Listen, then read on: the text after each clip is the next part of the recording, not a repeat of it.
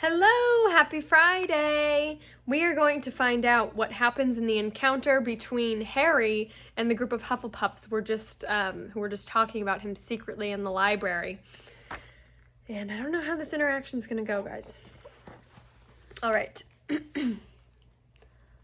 Hello, said Harry. I'm looking for Justin Finch-Fletchy. The Hufflepuffs' worst fears had clearly been confirmed. They all looked fearfully at Ernie. What do you want with him? Said Ernie in a quavering voice. I wanted to tell him what really happened with that snake at the dueling club, said Harry. Ernie bit his white lips and then, taking a deep breath, said, We were all there. We saw what happened.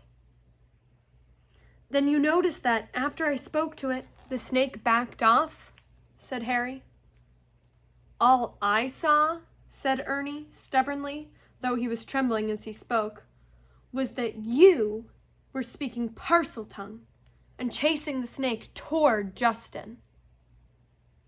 I didn't chase it at him, Harry said, his voice shaking with anger. I didn't even touch him. It was a very near miss, said Ernie, and in case you were getting any ideas, he added hastily, I might tell you that you can trace my family back through 9 generations of witches and warlocks, and my blood's as pure as anyone's, so... I don't care what sort of blood you've got, Harry said fiercely. Why would I want to attack Muggleborns? I've heard that you hate those Muggles you live with, said Ernie swiftly. It's not possible to live with the Dursleys and not hate them, said Harry. I'd like to see you try it. He turned on his heel and stormed out of the library, earning himself a reproving glare from Madame Pince, who was polishing the gilded cover of a large spell book. Harry blundered up the corridor, barely noticing where he was going. He was in such a fury. The result was that he walked into something very large and solid, which knocked him backwards onto the floor. Oh, hello, Hagrid, Harry said, looking up. Hagrid's face was entirely hidden by a woolly, snow-covered baklava. But it couldn't baklava. Baklava is a dessert, a really yummy dessert. Balaclava is like the face covering you wear if you go skiing. Covers like your head and your whole face. He was wearing a baklava. He's wearing a balaclava.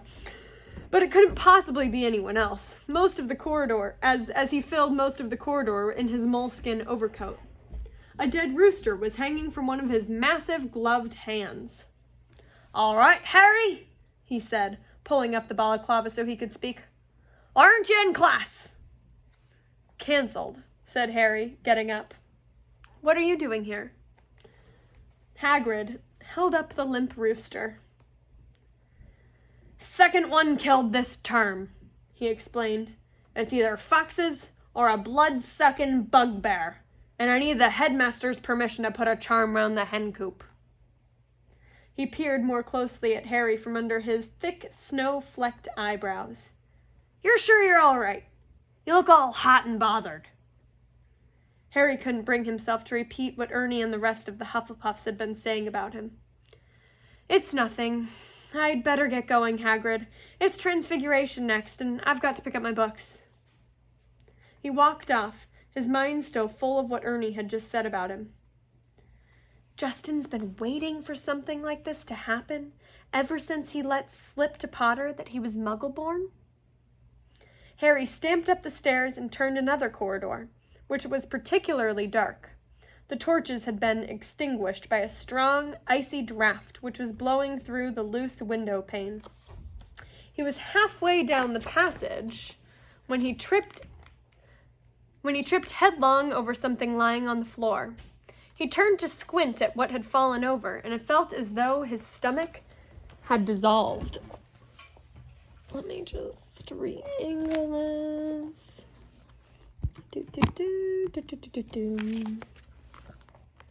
Okay. He turned to squint at what had fallen over, and felt as though his stomach had dissolved. Justin Finch-Fletchy was lying on the floor, rigid and cold, a look of shock frozen on his face, his eyes staring blankly at the ceiling. And that wasn't all.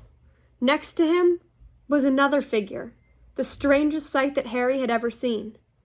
It was nearly headless Nick, no longer pearly white and transparent, but black and smoky, floating immobile and horizontal, 6 inches above the floor. His head was half off, and his face wore an expression of shock, identical to Justin's. Harry got to his feet. His breathing was fast and shallow, and his heart was doing a kind of drum roll against his ribs. He looked wildly up and down the deserted corridor and saw a line of spiders scuttling as fast as they could away from the bodies. The only sounds were the muffled voices of teachers from the classes on either side. He could run, and no one would ever know that he had been there. But he couldn't just leave them lying there. He had to get help. Would anyone believe if he hadn't had anything to do with this? As he stood there panicking, a door right next to him opened with a bang. Peeves, the poltergeist, came shooting out. "Why, it's the Potty Wee Potter," cackled Peeves, knocking Harry's glasses askew as he bounced past him. "What's Potter up to? Why's Potter lurking?" Peeves stopped, halfway through a mid-air somersault. Upside down, he spotted Justin and nearly headless Nick. He flipped the right way up, filled his lungs, and before Harry could stop him, he screamed, "Attack! Attack! Another attack! No mortal or ghost is safe! Run for your lives! Attack!" Crash, crash, crash, door after door flung open in the corridor, and people flooded out. For several long minutes, there was a scene of such confusion that Justin was in danger of being squashed, and people kept standing in nearly headless Nick. Harry found himself pinned against the wall as the teacher shouted for quiet. Professor McGonagall came running, followed by her own class, one of whom had black and white striped hair. She used her wand to set off a loud bang, which restored silence and ordered everyone back into their classes. No sooner had the scene cleared somewhat than Ernie the Hufflepuff arrived, panting, to the scene. "Caught in the act!" Ernie yelled, his face stark white, pointing his finger dramatically at Harry.